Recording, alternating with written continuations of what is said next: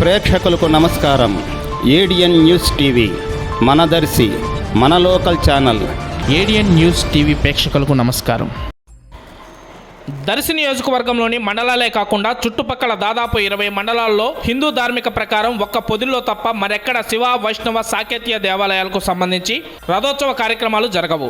కాగా గతంలో దర్శి నియోజకవర్గంలో పొదిలి మండలం ప్రధాన కేంద్రంగా ఉండగా అక్కడ శ్రీ నిర్మలా ఉమామహేశ్వర దేవస్థానం నందు మహాశివరాత్రి పర్వదినాన్ని పురస్కరించుకొని అనాదిగా రథయాత్ర ఎంతో అంగరంగ వైభవంగా జరుగుతూ ఉండేది. ఈ నేపథ్యంలో మహాశివరాత్రి పర్వదినం మరుసటి రోజున పొదిల్లో జరిగే రథయాత్ర ఉత్సవానికి దర్శి ప్రాంత ప్రజలు వేలాదిగా వెళ్ళి తమ భక్తి ప్రవృత్తులను నెరవేర్చుకొని తృప్తి చెందేవారు.